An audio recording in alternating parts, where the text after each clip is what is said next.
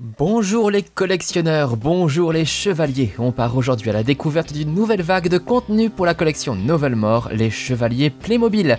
Ces 4 boîtes sont sorties en 2024. Je vous présente d'abord la référence 71 645, le duel entre Novelmore et Burnham Riders pour récupérer l'armure du dragon à 19,90 €. On parlait de dragon, en voici justement un beau, un bleu dans le 71 644 au prix de 34,90 €.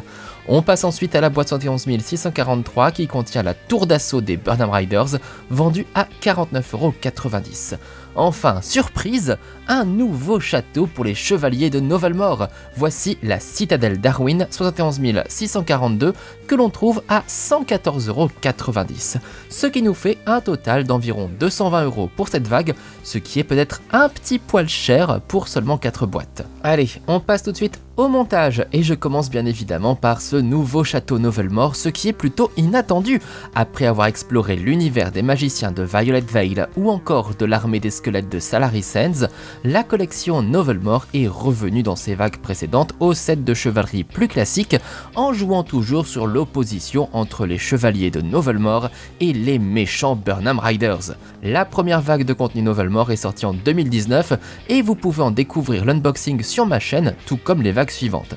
Et dans cette première vague, on trouvait 2 châteaux, celui des chevaliers Novelmore et celui des Burnham Riders. Il existe même un second château Novelmore plus petit, référence 70 222, que je vous ai aussi présenté. C'est donc ici le 3e château Novelmore que l'on peut découvrir. Alors, ce n'est pas une construction inédite car on a déjà vu ce château à l'identique sous un autre blason en 2014 dans la dernière gamme de la collection Playmobil Knights, juste avant l'arrivée de Novelmore. C'était donc la boîte 6001 à découvrir elle aussi en vidéo sur ma chaîne.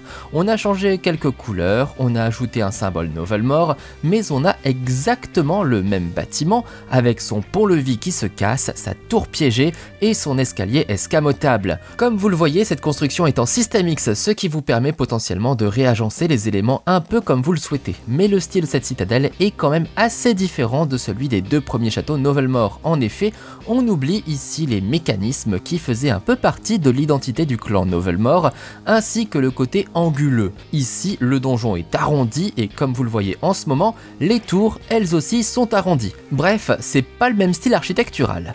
Du coup, je me demande pourquoi Playmobil n'a pas choisi un autre type de château, plus anguleux, comme celui des Chevaliers du Loup 6002 en 2014 ou encore celui des Chevaliers du Lion 9240 en 2016. Mais bon, c'est vrai que celui-ci propose de nombreuses interactions, donc tant mieux, ça compense un peu le fait qu'il est quand même plus petit que le château Novelmore 70 220 de 2019. En revanche, au niveau du mobilier, on n'a vraiment pas grand chose pour le coup. Une table avec quelques livres et de quoi installer une petite forge. On est plutôt ici pour l'action que pour l'habitation, vous l'avez bien compris. Et de l'action, on va en avoir avec la tour de siège. Alors, c'est loin d'être la première tour de combat des Burnham Riders, puisque c'est la 3e. On a eu la 70 393 en 2020, puis la 70 870 en 2021. Et bien, voici une nouvelle version qui est même équipée d'un gros canon pour boule de feu. Heureusement que les châteaux de Novelmore sont pas en bois, hein. D'ailleurs, vu que la tour est elle-même en bois et qu'elle a des roues enflammées, je ne sais pas trop comment elle fait pour ne pas cramer. Mais bon, c'est un peu la magie avec les Burnham Riders. On ajoute encore quelques petits pièges par-ci et par-là sur la tour et on peut enfin découvrir la cousine Darwin, Zira, avec son fidèle dragon. Ah, enfin un vrai dragon pour Novelmore. On avait eu des petits dragons dans les vagues précédentes, des petits machins bleus comme ça, mais là un vrai, un gros. Voilà de quoi rivaliser avec le magnifique dragon noir et rouge des Burnham Riders de la référence 70 904 sortie en 2022. Et on termine par un set présentant un chevalier de Novelmore et un méchant de Burnham Riders accompagné d'un magnifique cheval de feu. On commence à bien connaître cette monture maintenant, mais impossible de m'en lasser. On trouve également l'armure du dragon, une nouvelle armure très convoitée après l'Invisibus des premières boîtes Novelmore, si vous vous souvenez bien. Et voilà, notre nouveau château Novelmore est prêt à se défendre contre les attaques des Burnham Riders. Alors, si ce château a un style différent, c'est aussi parce qu'il s'inscrit dans un autre lieu, dans le petit royaume de Dracania, comme nous l'apprend le manuel. Le château, lui, s'appelle Dragonclaw, soit griffe de dragon en français. D'où la présence d'un dragon. Et cette nouvelle armée des Burnham Riders s'appelle les Ember Knights, soit les chevaliers de braise. Bon, est-ce que c'est important tout ça? Non, pas du tout. Vous le savez, franchement, moi je pense que ces scénarios de Novelmore ou Ayuma ne servent à rien et n'intéressent personne. Nous, ce qu'on veut, ce sont nos propres histoires. Bon, assez de blabla. Partons maintenant à la découverte du château. Moins haut, moins large que le grand château de Novelmore, mais quand même stylé et avec plein de fonctionnalités sympas comme on va le voir. On va s'arrêter quelques secondes devant le pont-levis. On voit bien les couleurs de Novelmore, le jaune et le bleu, mais avec un nouveau symbole, celui d'une tête de dragon sur une épée. Et d'ailleurs, on retrouve également des têtes de dragon de chaque côté. Dracania, Dragonclaw, on commence à voir le fil rouge. Alors, si on veut entrer, il faut pouvoir baisser le pont-levis. Pour cela, on a tout simplement un mécanisme que l'on peut faire tourner et l'on voit le pont descendre tout seul. Rien de plus simple, mais je trouve ça toujours aussi stylé avec ces grandes chaînes en plus. Pour faire tenir le pont-levis et éviter qu'il tombe tout seul, il y a un crochet qui permet de retenir les chaînes. Voilà, c'est efficace. Allez, on entre et on découvre la toute petite cour, plutôt étroite. Mais bon, ça va, hein, on n'est pas là pour faire un parking. Hein. On peut quand même installer un petit coin pour la forge, histoire d'être sûr que les armes sont en bon état. Il y a également cette grande grille, derrière laquelle on trouve une pièce très sombre. Au-dessus de la grille, un sticker avec quelques dessins, dont une tête de dragon encore, et le symbole traditionnel de Novelmore tout en haut, les deux épées croisées derrière un rouage. Qu'est-ce qu'on trouve derrière cette grille dans l'ombre du château?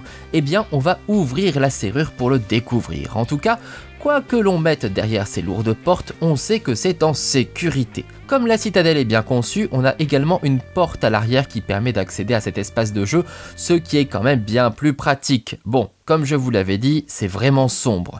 Personnellement, j'ai installé une sorte de bureau à l'intérieur de cette pièce, car je n'avais pas vraiment d'autre endroit dans le château pour le faire. Mais bien sûr, vous pouvez aussi en faire une prison si vous le voulez. Allez, il est temps de ressortir et de passer à l'étage. Hop, hop, hop, on grimpe une à une les marches de l'escalier. On accède ainsi à la partie supérieure de la citadelle où se trouve le donjon et le chemin de ronde. Et pour éviter d'être pourchassé, on peut carrément faire disparaître l'escalier dans le mur. Comme ça, hop, plus personne ne peut nous suivre. Ah là, c'est malin. Et ce n'est pas tout, mais j'y reviendrai plus tard. D'abord, je vais vous montrer ce qui se passe dans la pièce tout en bas quand on repousse l'escalier. Et oui, l'étagère bouge, donc attention quand même à ce que vous mettez en bas, on ne sait jamais. Tant que nous sommes à l'étage, faisons le tour du chemin de ronde qui nous mène aux deux tours à l'avant de la citadelle. Des tours coiffées de canons, des canons qui ont un peu une gueule de dragon, c'est marrant.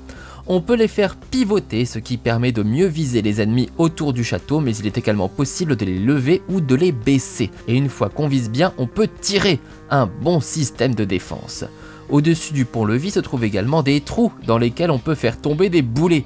C'est parfait pour assommer les envahisseurs, mais pour ça, il ne faut pas manquer sa cible, hein Lou? L'idée est en tout cas sympathique et on retrouve un mécanisme similaire dans l'une des deux tours où l'on peut ouvrir des trappes. Et boum! Le long du chemin de ronde, on trouve également un coin où caler une longue vue pour regarder ce qui se passe aux alentours. Bon, il est temps maintenant de passer au donjon, cette haute tour centrale qui est elle aussi protégée par une grille.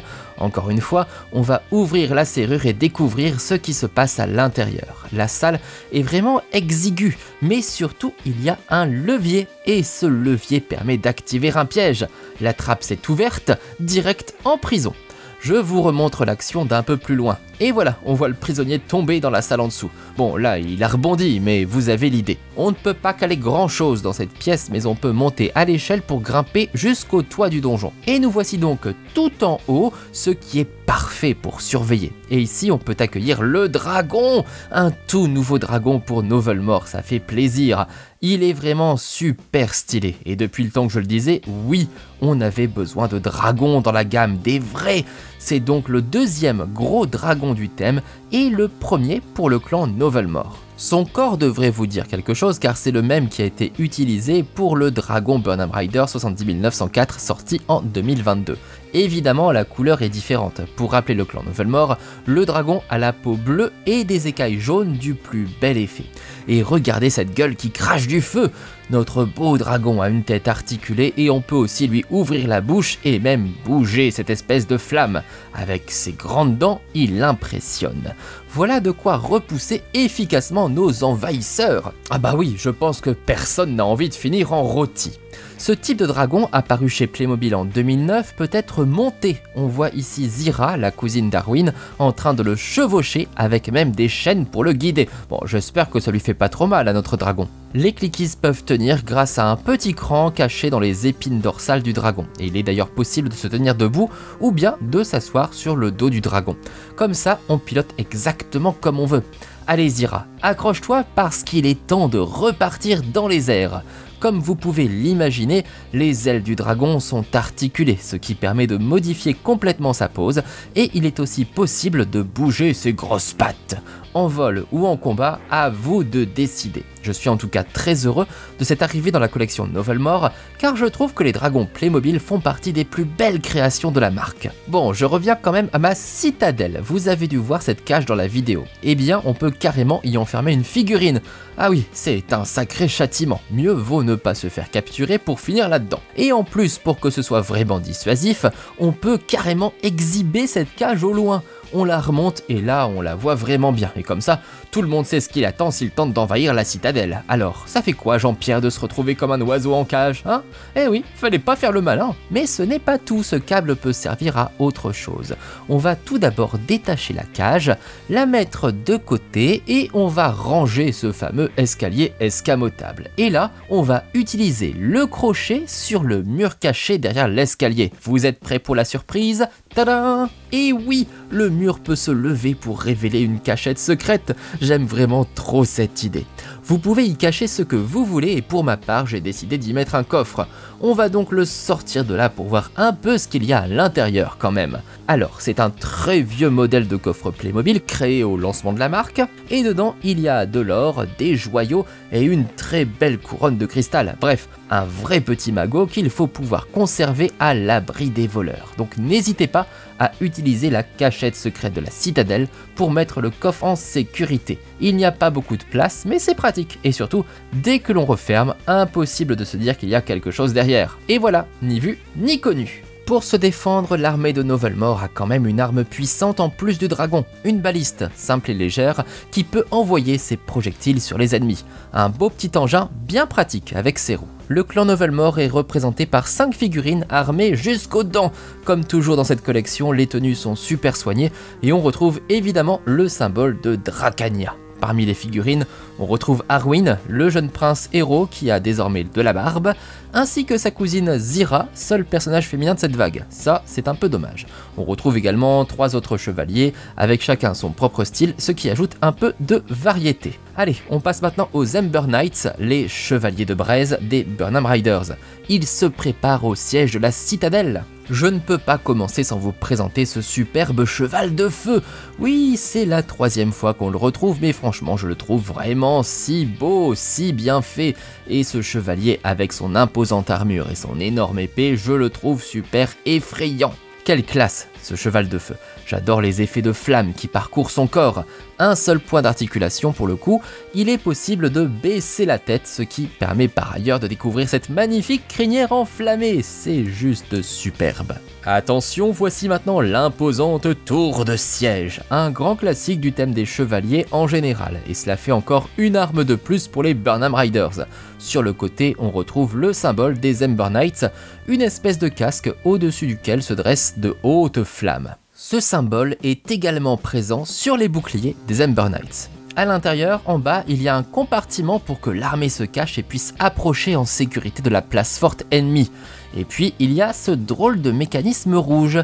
Qu'est-ce qui se passe quand on décide de l'agiter? Eh bien déjà, les lames dorées présentes de chaque côté de la tour s'activent. Et devant, c'est le bélier qui est là pour tout défoncer sur son passage. Une arme taillée pour détruire les murs adverses. Et justement, on va le tester sur le pont-levis. Vous êtes prêts? Et voilà! On a complètement défoncé la porte et on peut envahir la citadelle. C'est quand même sacrément impressionnant de laisser une brèche pareille. mais rassurez-vous, c'est fait exprès bien évidemment.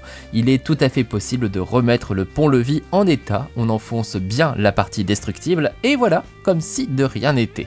Et du coup, on peut déjà recommencer. Je vais faire revenir le bélier, et paf, j'adore ce mécanisme, c'est trop bien fait. Retour à notre tour désormais. Sur le côté, il y a des crans pour monter à l'étage, où l'on peut surveiller les alentours et se préparer à l'invasion. En effet, la tour est haute et elle peut servir à passer au-dessus des fortifications ennemies. Il est même possible de descendre une plateforme à l'avant pour pouvoir se faire un passage. Et là c'est parti, les chevaliers peuvent débarquer et envahir le château. Avec ça, on peut imaginer de super sièges. Sur l'avant de la tour, on retrouve le casque qui sert de symbole pour les Ember Knights, mais il cache quelque chose. On peut le faire coulisser pour dévoiler un canon lanceur de boules de feu. Eh bien on va le tester, on l'incline, on vise, bam! C'est un canon gros format, comme on le connaît bien chez Playmobil, celui que j'appelle Grosse Bertha. En plus de la tour d'assaut, les Ember Knights peuvent aussi compter sur leur propre baliste, un peu plus grosse que celle du clan Novelmore. Celle-ci lance des projectiles enflammés, et d'ailleurs ses roues sont aussi enflammées. Après, on vise, on tire, comme toujours, le principe est le même, on est prêt pour la bagarre. Voici les 5 membres des Ember Knights. 5 contre 5, c'est parfait, c'est équilibré. Encore une fois, les tenues sont bien réalisées et on a une variété de personnages, d'armures, d'armes, bref, absolument tout ce qu'il faut pour créer des histoires de rivalité avec les chevaliers de Novelmore. Car les deux clans convoitent la même chose, l'armure du dragon. Attendez, avec l'effet lumineux, c'est mieux. Voilà, l'armure du dragon! Après l'Invisibus qu'on avait découvert dans la toute première vague de Novelmore en 2019, voici donc une nouvelle armure magique. On a tout d'abord un très beau casque en or, orné d'une tête de dragon, et nous avons même un couvre-chef en forme de tête de dragon, incrusté de cristal. C'est stylé. Pour le clin d'œil, on retrouve le chiffre romain MMXXIV sur le socle de l'armure évidemment. En chiffre arabe, ça donne 2024, soit l'année de sortie de cette vague. Et voilà donc pour cette énième vague de contenu pour la collection Novelmore. Ça fait du bien de revenir à des essentiels. Une citadelle, un dragon, des balistes.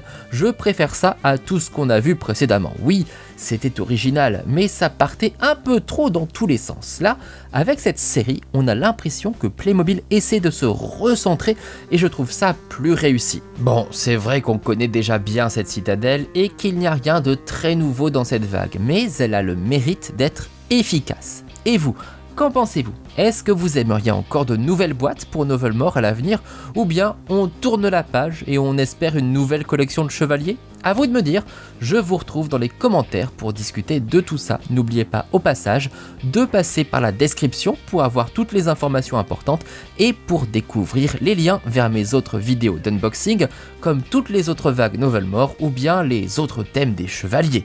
Comme toujours, soutenez-moi en likant, en partageant, en commentant la vidéo avec votre avis. Tout ça compte beaucoup pour moi. Je vous remercie et je vous dis à bientôt. Ciao ciao!